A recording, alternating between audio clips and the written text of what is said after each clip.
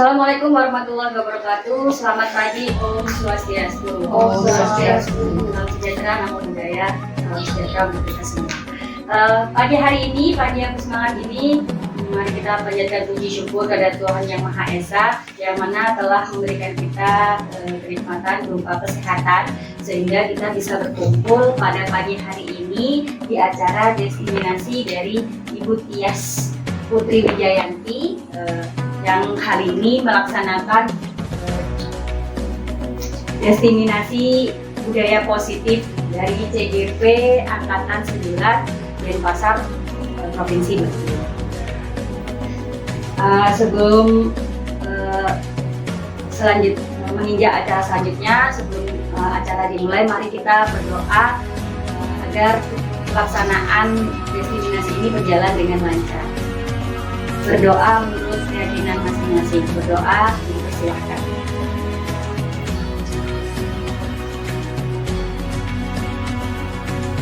Berdoa selesai. Untuk acara selanjutnya yaitu sambutan dari perwakilan Ibu Kepala SLB Negeri 2 Denpasar. Ada Bu Sani.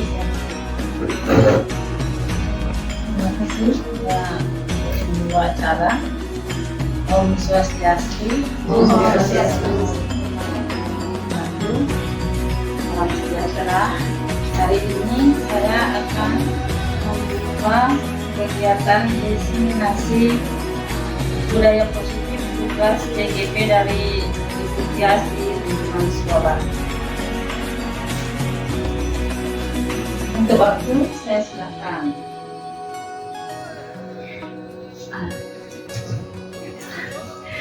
Nah, itu tadi sambutan dari Ibu Sani selaku perwakilan Ibu Kepala SLB Negeri 2 Denpasar.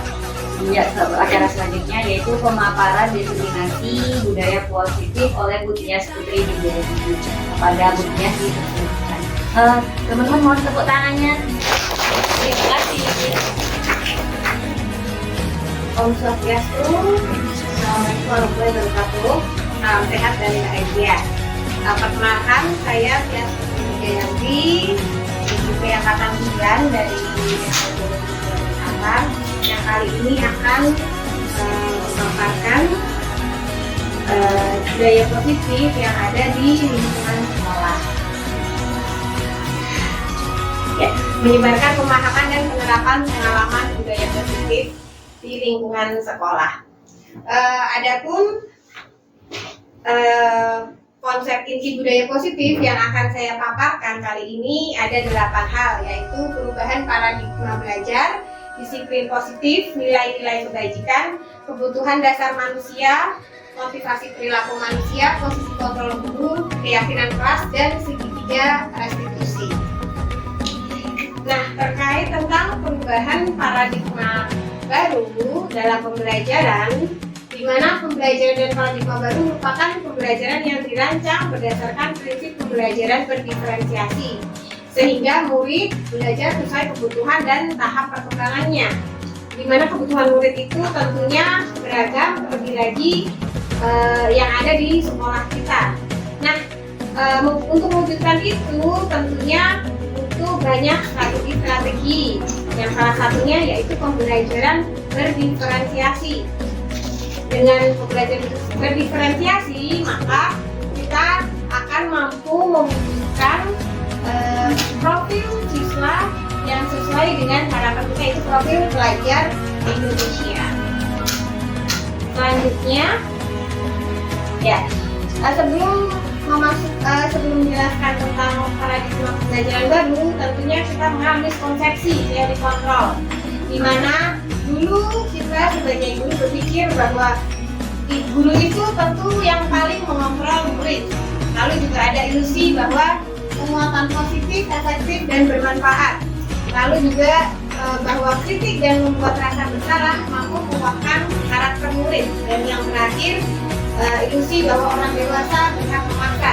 Dimana semua itu tentu perlu kita ubah dengan membuat paradigma perubahan dengan kita mengenal stimulus respon, maka sekarang kita alihkan menjadi teori kontrol. Kalau sebagai contohnya dalam stimulus respon, kita mencoba mengubah orang agar berpandangan sama dengan kita. Maka di teori kontrol ini kita berusaha memahami pandangan orang lain tentang dunia. Lalu stimulus respon terkait perilaku buruk dilihat sebagai suatu kesalahan. Maka di teori kontrol ini kita harus mengubah bahwa semua perilaku itu memiliki tujuan. Nah, di dalam stimulus respon juga ada orang lain bisa mengontrol saya. Maka di teori kontrol ini hanya kita yang bisa mengontrol diri kita sendiri. Lalu dalam stimulus respon ada pemaksaan. Pemaksaan ada pada saat kita gagal. Maka di teori kontrol pada kita perlu melakukan kolaborasi dan konsensus untuk menciptakan pilihan-pilihan baru. Dan yang terakhir, tadi kita berpikir adanya menang dan kalah, maka di teori kontrol ini yang pemikiran kita yang perlu kita pahami bahwa ada win-win solution di sana. Nah, selanjutnya setelah paradigma berubah, tentunya kita memahami adanya disiplin positif. Disiplin sendiri berasal dari bahasa Latin yaitu discern yang memiliki arti belajar. Dalam budaya kita, disiplin merupakan sesuatu yang dilakukan seorang pada orang lain untuk mendapatkan kepatuhan. Nah, kepatuhan di sini cenderung kita hubungkan dengan rasa tidak nyaman. Maka disiplin positif adalah suatu pendekatan untuk menerapkan disiplin diri anak tanpa adanya hukuman ataupun imbalan atau hadiah, serta menunjukkan kesadaran dan tanggung jawab atas tindakannya sebagai wujud menghormati diri sendiri dan orang lain. Nah, kita sebagai pendidik, tujuan kita tentunya adalah menuntun murid untuk memiliki disiplin diri sehingga mereka berperilaku mengacu pada nilai-nilai kebajikan universal dan memiliki motivasi intrinsik, bukan motivasi ekstrinsik. Selanjutnya, berbicara tadi ada nilai-nilai kebajikan. Nilai-nilai kebajikan di sini adalah sifat-sifat positif manusia sebagai tujuan mulia yang ingin dicapai setiap individu. Nilai-nilai ini tentunya disepakati bersama berdasarkan lintas budaya, suku, agama, bahasa, dan latar belakang. Nah, sebagai contohnya yang sudah sering kita dengarkan di kurikulum Merdeka ini adalah profil pelajar Pancasila, di mana pelajar Pancasila ini terdiri dari 6 elemen, yaitu beriman bersama kepada Tuhan Yang Maha Esa dan Manusia. Lalu yang kedua berkebinekaan global, yang ketiga bergotong royong, yang keempat mandiri, yang kelima kreatif, yang keenam bernalar kritis. Nah, setelah kita membahas nilai kebajikan, tentunya kita harus paham apa itu kebutuhan dasar manusia. Kebutuhan dasar manusia adalah segala sesuatu yang kita lakukan untuk mendapatkan keinginan kita sesuai dengan seluruh kegiatannya yang kita lakukan pasti tentu punya tujuan tertentu dengan usaha terbaik yang kita lakukan agar kebutuhan dasar kita terpenuhi.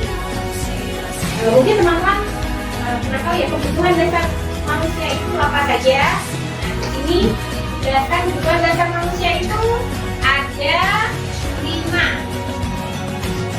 Oke, kebutuhan dasar yang pertama yaitu kebutuhan dasar bertahan hidup yang seperti kita tahu adalah kebutuhan primer, di mana kebutuhan primer itu terdiri dari makanan, pakaian, tempat tinggal, dan kesehatan.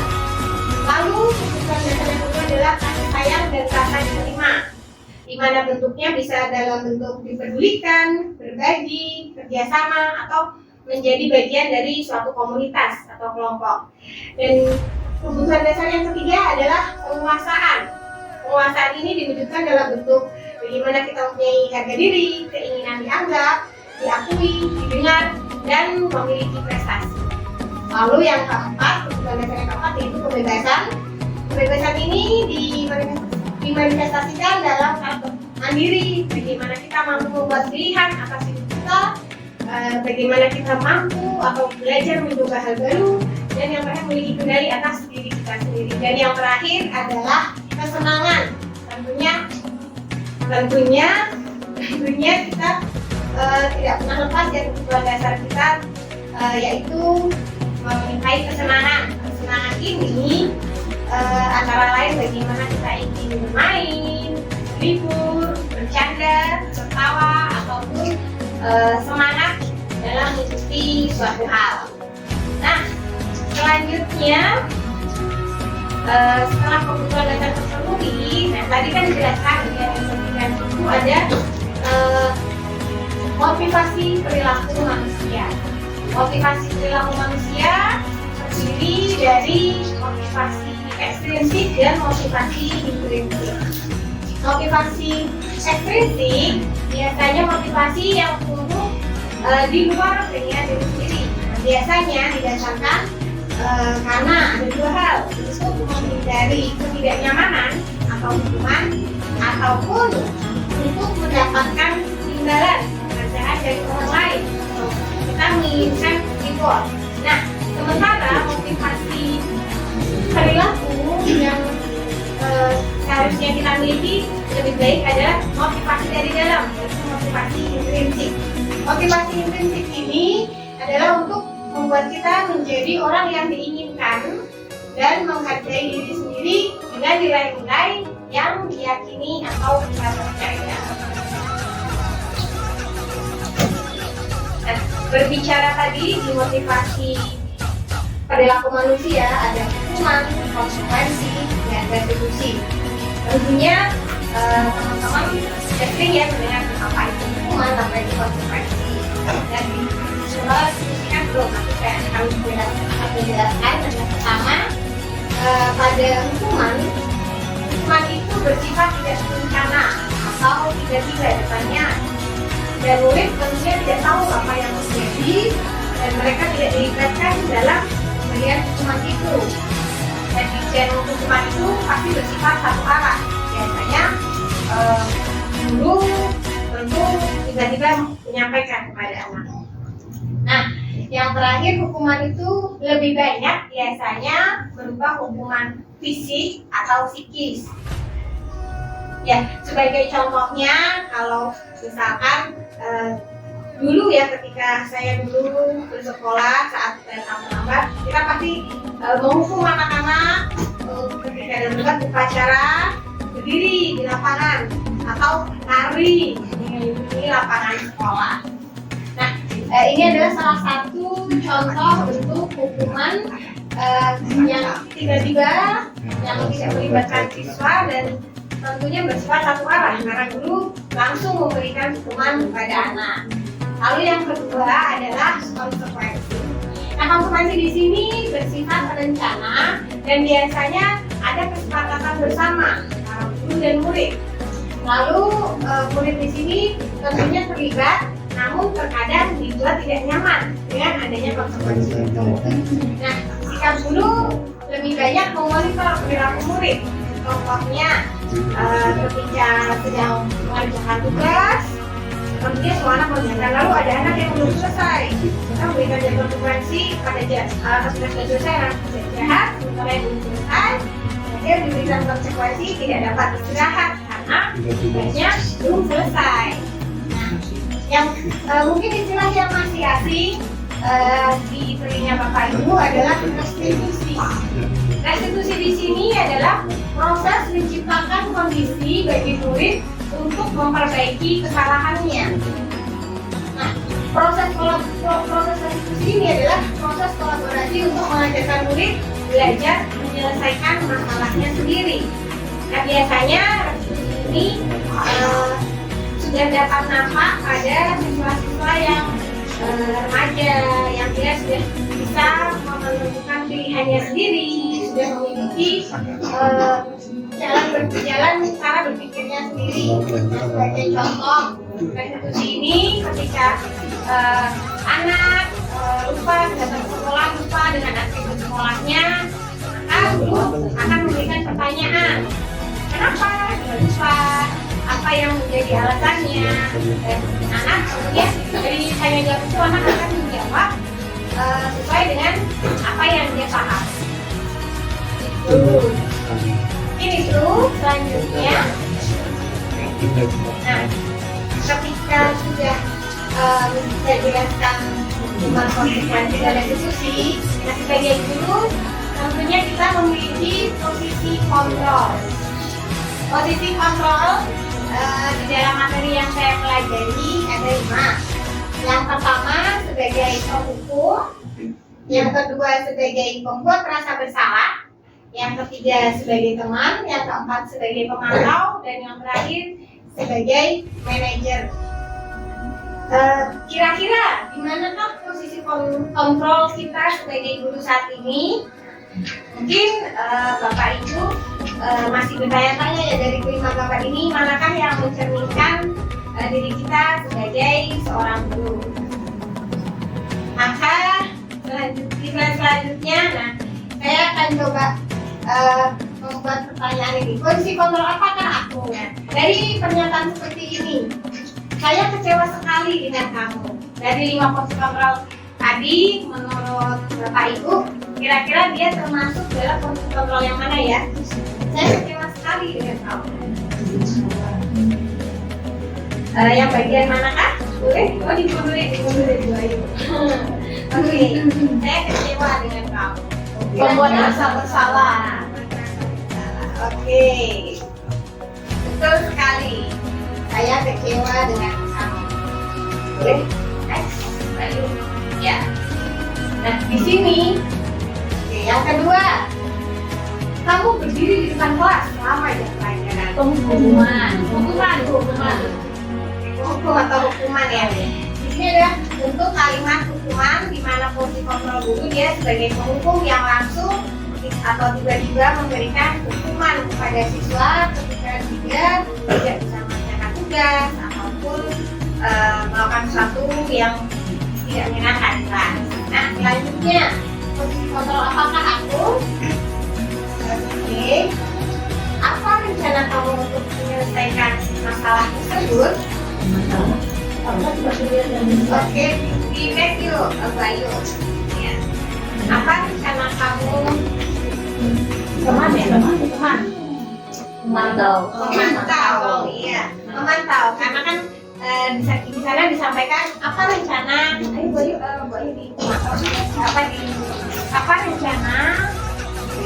rencana kamu menyelesaikan masalah tersebut?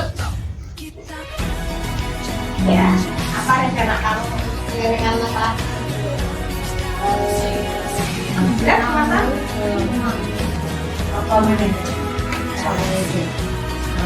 Mantau. Kalau bisa ya jawabannya kan rencana, jadi anak kan bisa untuk mencari solusi sendiri. Kan rencana kamu menyelesaikan masalah tersebut, karena kan guru tidak akan memberikan solusi, tapi anak bisa mencari dari sendiri. Selanjutnya, Bayu. Oke, nah kalau seperti ini, kamu tidak akan dapat nilai jika tidak mengumpulkan tugas. Kamu tidak akan mendapat nilai.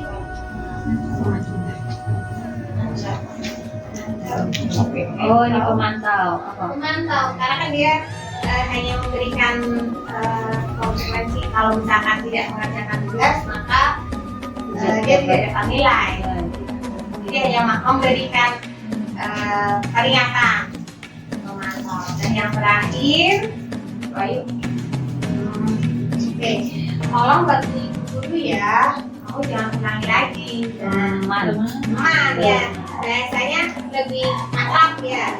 Tolong bantu ibu ya. Kamu jangan ulangi lagi. Nah, tadi kan sudah ada beberapa contoh-contoh kalimat. Itu salah satu bentuk bagaimana kita menempatkan diri dalam posisi kontrol terhadap setiap perilaku murid di kelas. Nah, selanjutnya posisi kontrol itu. Oke, setelah kita membahas posisi kontrol, di sini ada keyakinan kelas. Mungkin ada yang bertanya-tanya ya, mengapa saya berikan keyakinan kelas, bukan peraturan kelas? Mungkin ada teman-teman yang ingin memberikan tanggapan. Kenapa? Ya. Kalau menurut saya, kalau keyakinan kelas itu adalah kita sama-sama membentuk aturan tapi diyakini secara bersama-sama. Kalau peraturan kelas itu guru yang buat peraturan dan wajib dilaksanakan oleh seluruh anggota di kelas. Jadi siswa tidak ikut membuat aturan, tapi kalau keyakinan kelas kita buat bersama-sama, kita patuhi. Oke, terima kasih. Jawabannya bagus. Dan memang benar, keyakinan kelas itu tentunya adalah kesepakatan ya antara guru dan murid yang dibuat di dalam kelas untuk kenyamanan bersama yang ada di kelas. Sementara peraturan biasanya atau umumnya itu dibuat oleh sekolah atau guru sendiri yang ada di ruang kelas. Yuk, coba yuk selanjutnya. Nah, di sini nah, pembentukan keyakinan kelas seperti yang tadi disampaikan oleh Bu Retno. Keyakinan kelas karena dibuat bersama-sama, tentunya dia bersifat abstrak. Jadi bukan sesuatu yang harus kaku peraturannya. Misal contoh berangkat sekolah sepatu baru kita. Nah, tidak. Jadi yang penting bersifat seperti itu. Di sini pembentukan keyakinan kelas itu harus bersifat abstrak. Abstrak di sini tentunya harus mengarahkan kepada nilai-nilai kebajikan universal yang sebelumnya sudah saya sampaikan, yaitu nilai-nilai positif yang ada di kelas. Salah satu contohnya adalah pada profil belajar Pancasila. Dalam keyakinan kelas biasanya berupa pernyataan universal yang mana pernyataan ini sifatnya adalah umum dan bisa dijalankan oleh seluruh anggota di kelas. Nah, di keyakinan kelas itu dibuat dalam pernyataan positif, jadi tidak ada kalimat-kalimat negatif di sana, karena memang tujuan pembentukan keyakinan kelas adalah supaya kondisi di dalam kelas ataupun sekolah memiliki arah-arah yang positif. Lalu keyakinan kelas ini dibuat sedikit agar mudah diingat. Kenapa sedikit? Karena kita tahu anak-anak semakin banyak aturan, semakin banyak dilanggarnya. Maka dengan yang sedikit itu, tentu anak-anak atau murid-murid akan lebih mudah mengingat dan meyakini apa yang sudah dibuat. Yang selanjutnya, pembentukan keyakinan kelas disesuaikan dengan kondisi kelas sehingga mudah diterapkan. Nah, pasti ya tentunya di setiap kelas kondisinya berbeda-beda, apalagi murid-muridnya yang ada di kelas. Ada mungkin di sekolah kita kan ada tunagrahita, ada autis, ada tunarungu. Nah, kita tentunya harus bisa memfasilitasi kondisi kelas tersebut agar keyakinan yang kita buat bisa diterapkan di dalam kelas sesuai dengan kondisi siswanya. Yang terakhir, seperti yang disampaikan ya Ibu Retno tadi, bahwa keyakinan kelas itu harus melibatkan semua warga yang ada di kelas. Jadi keyakinan ini dibuat oleh guru dan siswa bersama-sama. Nah, keyakinan kelas kalau saya sendiri, karena memang murid saya tunarungu, saya biasanya memfasilitasi dengan pemberian gambar, karena belum semuanya kan bisa baca. Jadi saya berikan gambar supaya anak-anak atau murid-murid paham bagaimana mereka harus bersikap, bagaimana apakah perilaku itu baik atau jelek. Ini contoh kesepakatan atau keyakinan kelas yang ada di kelas saya. Oke, selanjutnya. Oke. Setelah keyakinan kelas, ya, di sini kita akan membahas tiga restitusi. Mungkin tadi sudah ya ada hukuman, konsekuensi, dan restitusi. Karena restitusi itu bertujuan untuk agar anak menyadari perilakunya dan mampu memahami anak agar menjadi insan yang bertanggung jawab. Maka segitiga restitusi ini adalah suatu proses dialog atau diskusi yang dijalankan oleh guru kepada siswa agar menghasilkan murid yang mandiri dan bertanggung jawab. Mandiri dan bertanggung jawab di sini adalah ketika murid melakukan suatu kesalahan atau perilaku yang kurang menyenangkan, guru melakukan dialog, tidak tiba-tiba langsung memberikan hukuman pada murid di kelas. Nah, di dalam segitiga restitusi ini ada 3 tahapan. Tahapan yang pertama adalah menstabilkan identitas, lalu yang kedua validasi tindakan yang salah, dan yang ketiga menanyakan keyakinan. Mari kita bahas satu persatu. Yang pertama, tahapan yang pertama yaitu menstabilkan identitas. Menstabilkan identitas ini berdasarkan pada prinsip mengubah kesalahan menjadi bagian dari proses pembelajaran.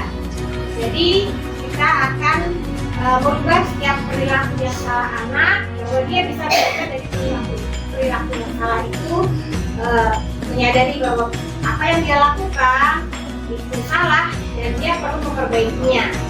Nah, contoh kalimat-kalimat yang bisa guru sampaikan pada murid ketika kita mencoba menstabilkan identitas murid ketika dia berbuat salah. Contohnya, berbuat salah itu wajar. Kita berarti menstabilkan bagaimana supaya anak tidak merasa dia sudah berbuat salah. Jadi kita harus menstabilkan identitasnya dengan berkata berbuat salah itu wajar, atau tidak ada manusia yang sempurna. Maka itu pun akan membuat anak merasa nyaman ketika kita mengajak mereka berdialog ataupun berdiskusi. Lalu juga ada kalimat Bapak Ibu juga pernah melakukan itu, atau juga dengan kita mengatakan Bapak Ibu tidak mencari siapa yang salah, tapi ingin mencari solusi dari permasalahan kalian. Lalu juga kamu berhak merasa begitu. Nah, ini adalah contoh-contoh kalimat bagaimana kita sebagai guru berusaha menstabilkan identitas murid kita ketika dia membuat salah dalam sebuah tindakannya. Nah, setelah kita bisa menstabilkan identitas murid ketika mereka berbuat salah, maka kita lanjutkan dengan validasi tindakan yang salah. Validasi tindakan yang salah ini berdasarkan prinsip setiap perilaku berusaha memenuhi kebutuhan tertentu. Nah, seperti sebelumnya yang saya sampaikan, kebutuhan dasar manusia kan ada 5. Nah, tentunya setiap perilaku anak itu pasti ada kebutuhan yang ingin dipenuhi. Bisa karena dia ingin menguasai, dia ingin kesenangan, dia ingin kebebasan, ataupun kasih sayang. Nah, contoh-contoh kalimat yang bisa mencerminkan bagaimana kita memvalidasi tindakan anak yang salah itu, kita bisa sampaikan dengan kamu pasti punya alasan mengapa melakukannya, atau padahal kamu bisa melakukan hal yang lebih buruk dari ini. Juga dengan kamu patut bangga karena telah melindungi sesuatu yang penting bagimu, atau juga kamu melakukannya pasti karena ingin mempertahankan sesuatu. Terkait tentang kebutuhan yang sudah saya jelaskan sebelumnya.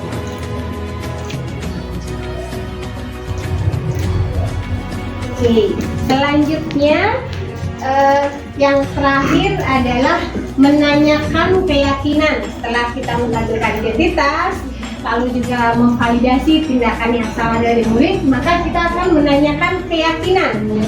Keyakinan di sini berdasarkan prinsip teori kontrol bahwa pada dasarnya kita termotivasi secara intrinsik. Teori kontrol kan sudah saya jelaskan ya bahwa kita itu harus punya motivasi dari dalam diri supaya kita belajar menghargai diri kita sendiri dan orang lain. Contoh kalimat-kalimatnya seperti ini. Apa keyakinan kelas kita? Lalu nilai-nilai apa yang telah kita sepakati bersama di kelas? Atau juga apa nilai keyakinan kelas yang kamu lupakan dari sikapmu yang kamu lakukan, sikap buruk yang kamu lakukan, atau seperti apa gambaran kelas ideal menurut kamu? Atau juga bisa kita nyatakan dengan kalimat kamu ingin menjadi orang seperti apa di masa depan. Nah, itu adalah salah satu contoh kalimat-kalimat bagaimana kita bisa menanyakan keyakinan kepada murid yang ada di kelas kita ketika mereka berbuat kesalahan. Nah, di sini kita bisa mengarahkan kepada keyakinan kelas yang sudah kita buat sebelumnya. Jadi keyakinan kelas yang sudah kita buat itu bisa menjadi acuan ketika kita tahu ada murid kita yang berbuat sesuatu yang tidak menyenangkan di kelas. Mungkin itu. Selanjutnya, oke, ini adalah contoh penerapan segitiga restitusi yang ada di kelas saya. Ya, mari kita saksikan contoh penerapan segitiga restitusi yang sudah saya lakukan di kelas saya. Selamat menyimak. Yang indah, siang ya, indah, ya. Tadi saat ibu biasa ngajar, apa yang Indah lakukan? Maaf, iya maaf. Itu capek, karena kamu capek. Oke, tidak apa-apa. Dulu ibu juga capek. Terus duduknya harus diatur, tapi ya ibu ngomong dulu sama teman yang di kanan, yang di kiri, supaya tidak mengganggu. Oke? Oke. Oh iya, kamu capek kenapa? Capek kenapa? Iya, kenapa capek? Malam, malam. Capek tidak? Oh, bobo. Jam berapa? Jam berapa?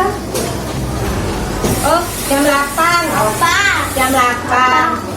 Oke, tidak apa-apa. Kamu masih ingat keyakinan kelas? Kira-kira apa? Duduk, betul. Duduk yang manis ya. Nah, kira-kira apa yang bisa kamu lakukan supaya kamu yakin? Apa? Ngomong. Teman, betul. Ada yang lain? Ngomong. Ibu ya, guru dong. Ini sama ibu guru ya. Nah, berarti Indah sudah ya? Sudah paham ya? Oke? Ya. Ya, Bu. Tahan. Oke, terima kasih. Ya, atas. Oke, silakan. Nah, tadi sudah ya kita saksikan bersama penerapan segitiga restitusi yang saya lakukan. Di sini diceritakan bahwa di kelas saya, karena kelas saya duduknya dengan bersila. Nah, di sini posisi diceritakan bahwa posisi duduk Indah itu dengan sedikit mengangkang ya. Nah, di situ saya mengingatkan dia, saya menyampaikan bahwa itu adalah posisi yang tidak menyenangkan. Nah, saya akan bertanya, kenapa dia duduk dalam posisi seperti itu? Ternyata di sana dia sampaikan bahwa dia capek karena tidur malam. Walaupun ceritanya katanya ini dia main HP sampai jam 8 gitu. Nah, lalu setelah saya tanyakan stabilkan identitas, di situ ada validasi tindakan yang salah, bahwa saya sampaikan dulu, saya pun juga duduk kalau capek pasti duduknya semaunya ya. Nah, tapi kita juga harus ingatkan bahwa prosedur itu kita harus memahami di sebelahnya bagaimana kita duduk yang nyaman, harus minta izin dengan temannya, dengan gurunya, karena memang kelas, tentunya teman-teman tahu ya, kelas kita itu kan ruangannya tidak luas ya, jadi kita harus bisa mengatur posisi duduk kita. Nah, setelah saya memvalidasi tindakannya, saya mengingatkan Indah ini pada keyakinan kelas yang salah satunya keyakinannya adalah duduk dengan rapi. Jadi mengingatkan kembali, apakah kamu ingat dengan keyakinan kelas kita atau kesepakatan kelas kita? Nah, di sana ternyata Indah ingat bahwa kita harus duduk yang rapi. dan dia pun menyampaikan permintaan maaf Bu, karena saya sudah duduk tidak tepat seperti itu. Dan setelah itu pun ketika saya tanya apa yang kira-kira perlu kamu lakukan, saya minta maaf. Tentunya dia akan minta izin kepada teman di sebelahnya. Bagaimana ketika pun dia capek pun dia akan minta izin, oh aku izin mau duduk dengan mungkin meluruskan kaki sebentar seperti itu. Mungkin itu kesimpulan dari video yang saya buat bersama murid saya terkait tentang penerapan segitiga restitusi. Ya, selanjutnya, nah dari serangkaian tadi materi yang sudah saya paparkan terkait budaya positif, ada perubahan paradigma belajar, ada disiplin positif, ada posisi kontrol, ada motivasi perilaku manusia, ada kebutuhan dasar, lalu juga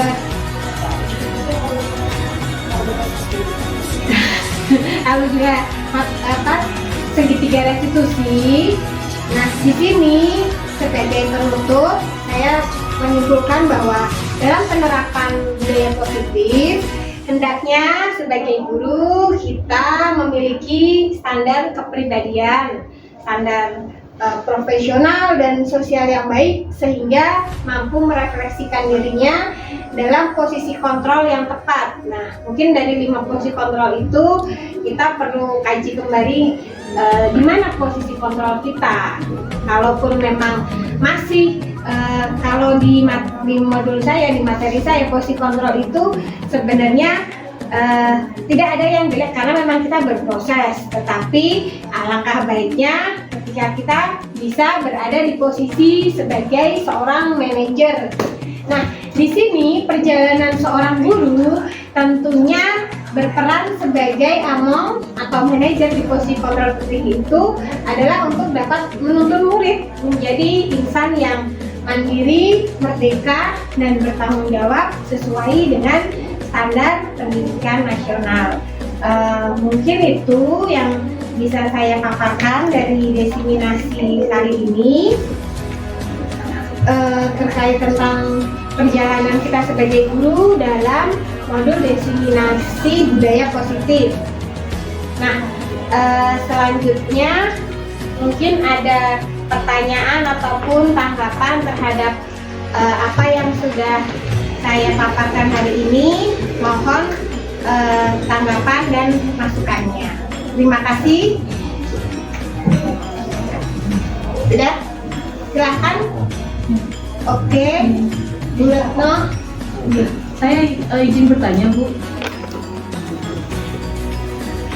Pertanyaan saya, ketika dalam satu kelas kan ada beberapa siswa, itu ketika ada secara berbarengan bersamaan ada 3 atau 5 siswa yang melanggar keyakinan kelas, itu nanti akan penyelesaiannya dibuatkan jadwal tersendiri atau secara berkelompok? Pertanyaannya. Oke, terima kasih Bu Retno atas pertanyaannya. Jadi inti pertanyaannya kan misalkan ya di kelas kita kebetulan ada 3 siswa yang berbuat yang melanggar perilakunya, melanggar keyakinan kelas. Kira-kira penyelesaiannya apakah langsung ataupun satu persatu? Nah, dalam penyelesaian masalah itu tentunya kan kita harus pahami apa yang menjadi motivasi dan kebutuhan dasar. Kalau perilaku yang dilanggar biasanya masih dalam lingkar yang sama, tentunya kita bisa panggil bersama-sama. Kita panggilkan bersama-sama, lalu kita tanyakan dulu. Yang pertama itu kita tanyakan identitas, lalu juga melakukan validasi, dan yang terakhir kita mengingatkan lagi keyakinan. Memang keyakinan ini belum tentu semua kelas sudah ya, apalagi di kurikulum baru ini kan masih ada terkaitnya penggunaannya masih dengan peraturan sekolah. Namun peraturan sekolah ini pun masih bisa kita arahkan menjadi suatu keyakinan, ketika kita coba arahkan menjadi kalimat-kalimat positif. Karena kan tadi ada kan di pembentukan keyakinan kelas itu kan bisa menjadi ke arah positif. Jadi kalaupun memang belum membuat keyakinan kelas kan kita bisa merubah peraturan-peraturan yang ada menjadi ke arah keyakinan yang positif. Mungkin itu saja Ibu. Terima kasih Bu atas jawabannya. Oke, ada tanggapan yang lain? Oke. Nah, Sudah. baiklah, untuk dari saya tadi kan dijelaskan sama Bu Tias tadi ada hukuman dan konsekuensi. Nah, untuk letak perbedaannya sejauh mana untuk hukuman itu contohnya seperti apa dan konsekuensinya itu perbedaannya bedanya sejauh mana, apakah sama persis atau ada perbedaan jauh? Mungkin saja dari pertanyaannya. Terima kasih. Terima kasih Pak Adit, pertanyaannya perbedaan hukuman dan konsekuensi ya. Mungkin bisa dibuka Bu, ayo hukuman konsekuensi. Seperti yang saya paparkan di paparan di slide di sini, hukuman dan konsekuensi pasti memberikan rasa tidak nyaman ya, sama-sama memberikan rasa tidak nyaman. Namun di sini ada yang sedikit berbeda. Kalau hukuman itu biasanya yang di bagian akhir biasanya bersifat fisik atau psikis. Jadi yang ditonjolkan kepada siswa itu langsung kepada fisiknya anak, seperti kita mengajak anak berlari ataupun memberikan dia hukuman berdiri di depan kelas dalam jangka waktu tertentu. Nah itu kan tentunya akan membuat kondisi anak itu tuh tidak nyaman. Nah sementara konsekuensi ini biasanya disepakati. Jadi anak diberikan pilihan. Jadi kalau di hukuman itu fisik dan psikis, kalau di konsekuensi itu biasanya adalah apa yang dia lakukan. Misalkan kalau jam belajar ya, misalkan ada jam istirahat. Nah, ketika dia tidak menyelesaikan tugas, tentunya dia akan kehilangan jam istirahatnya, jam bermainnya di kelas. Jadi masih berhubungan dengan tindakan yang dia lakukan. Mungkin itu dari saya. Terima kasih ya. Ada lagi? Boleh saya ikut menambahkan? Oke. Menurut saya kalau hukuman itu lebih bersifat ke arah yang negatif, ke arah yang istilahnya dihukum anak itu karena melanggar keyakinan kelas, jadi dihukum ke arah yang negatif. Kalau yang konsekuensi itu bisa ke arah yang positif ataupun negatif sesuai dari perilaku anak. Jadi ada konsekuensi yang istilahnya untuk hadiah, mungkin reward, atau bentuk punishment. Iya, terima kasih Bu Retno atas penguatan jawabannya. Mungkin itu Pak Adi, betul sekali yang disampaikan Bu Retno. Kalau hukuman itu biasanya ke arah negatif. Kalau konsekuensi itu bisa ke arah positif atau ke arah negatif. Mungkin itu. Oke, mungkin ini ada yang ingin memberikan pertanyaan. Oke, silahkan Bu Suri. Terima kasih Bu Tias. Saya ingin ingin berdiskusi bersama untuk mencari solusi ya. Kadang-kadang Bu Tias, kalau kita di lapangan tidak dipungkiri kadang menemukan situasi yang sulit ya sebagai seorang guru menghadapi perilaku murid. Contohnya kemarin saja ketika saya di kelas itu ada anak yang tidak mau mengikuti program yang sudah kita sepakati gitu kan, dengan berbagai macam alasan. Contohnya itu kalau saya kan ngajar kelas 12 ya, jadi ada program magang di kelas 12 dan murid pun setelah saya tawari, ada program magang loh di hotel ini gitu. Enggak, aku nggak mau gitu jawabannya. Kenapa kamu nggak mau? Karena itu capek, kerja itu capek, jauh, macet gitu kan. Padahal kalau saya lihat anak itu secara secara fisik tidak bermasalah, dan artinya dia motorik juga tidak bermasalah, asal ada dari etika dirinya. Saya rasa juga dia bisa untuk mengikuti itu. Terus saya nanya, kamu nanti mau sekolah lanjut, setelah tamat kamu mau lanjut sekolah atau mau kerja? Aku nggak lanjut sekolah karena orang tua aku nggak punya uang gitu kan. Terus kamu mau ngapain? Dia bingung. Terus kenapa kamu tidak mau ikut program magang? Berbagai macam alasan. Nah, untuk situasi seperti ini kira-kira dari dari yang Bu Tias jelaskan tentang segitiga restitusi, kemudian tentang bagaimana cara memberikan dia pemahaman, kira-kira apa ya yang cocok ya untuk meluruskan sehingga dia itu terbuka wawasannya. Saya ingin berbagi berdiskusi untuk masalah yang saya hadapi.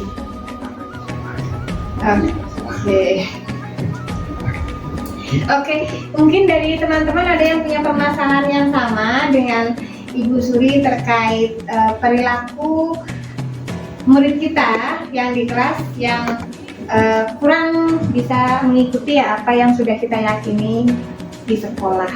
Mungkin ada teman-teman? Tidak ada. Oke. Seperti yang tadi ya disampaikan Bu Suri terkait tentang perilaku murid yang tidak mau mengikuti magang yang ada di sekolah ya, terkait dengan beberapa alasannya. Padahal kita sudah melakukan segitiga restitusi ya, dimana kita tahu dia capek, dia juga jauh, dia merasa jauh perjalanannya. Dengan anak sendiri kita sudah melakukan komunikasi bahwa yang dilakukan pun juga sebenarnya kan bisa menjadi lahan dia untuk pekerjaan dia di masa depan. Namun anak kurang termotivasi ya, berarti kan motivasi intrinsiknya kurang. Kalau dari saya sendiri biasanya bisa kita coba ajak diskusi lagi, diskusi dari hati ke hati. Juga kita perlu mencari tahu bagaimana dia berkomunikasi dengan orang tua, karena kan terkadang anak itu punya keinginan yang berbeda dengan keinginan orang tua. Kan bisa jadi magang itu kan harapan orang tua kan setelah dia lulus dia bisa bekerja. Nah, sementara anak itu punya minat sendiri di bidang tertentu. Nah, salah satunya mungkin bukan di perhotelan. Nah, itu kita juga perlu berdiskusi dengan orang tua dari murid itu sendiri. Mungkin dari teman-teman ada yang punya pengalaman juga bagaimana, karena kebetulan kan saya tidak mengajar di kelas besar.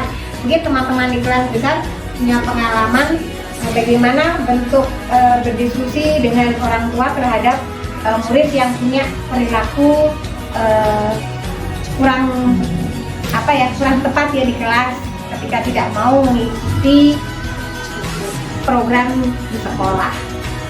Silakan, mungkin ada yang bisa membantu. Kalau di kelas besar seperti apa? Kalau saya sendiri seperti itu. Silakan. Oke, iya, silakan, mungkin ada yang bisa bantu. Baik, terima kasih atas kesempatannya. Selamat siang semuanya. Mungkin tadi permasalahan yang dibilang sama Bu Desuri tentang anak itu tidak mau di program tersebut karena capek ya. Nah, saya setuju dengan pendapatnya Ibu Tias. Bagaimana kalau kita selain segitiga restitusi, kemudian kita bisa berbicara dari hati ke hati, kemudian diskusi dengan orang tua. Nah, balik lagi ke kebutuhan dasar manusia. Mungkin benar, menurut saya mungkin benar apa yang dikatakan oleh Bu Tias. Kebutuhan dasar manusia itu ada 5 tadi ya. Apa? Coba bisa dilihat. Saling menyayangi seperti itu. Kasih sayang dan rasa diterima. Mungkin kita bisa melakukan pendekatan. Apakah anak itu kurang kasih sayang atau bagaimana terhadap diri anak tersebut. Nah, kita dekati kemungkinan bisa itu dilakukan sehingga anak itu mau mengikuti program tersebut ya, dan kita bisa menjelaskan sedikit kepada anak tersebut bagaimana nantinya dunia yang berkualitas itu sangat penting dan terkait dengan kodrat yang dimiliki anak tersebut. Seperti itu. Terima kasih. Ya, terima kasih Bu Kade jawabannya. Ya, benar sekali bahwa kita terkait perilaku anak, tentunya kita harus paham ya apa sih yang menjadi kebutuhan dasar anak tersebut ketika dia tidak mau mengikuti program sekolah. Bisa jadi benar yang disampaikan Bu Kade tadi, bisa jadi karena dia kurang kasih sayang, jadi dia tidak dipedulikan, bagi pendapatnya dia tidak didengarkan, maka dia melakukan suatu perilaku atau tindakan yang ingin dapat perhatian dari orang tua, dari sekolah, supaya dia didengarkan keinginannya. Mungkin itu dari saya, Ibu Suri.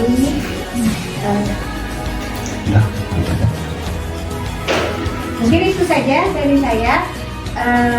Setelah tadi sudah ada yang 3 pertanyaan ya yang sudah kita jawab.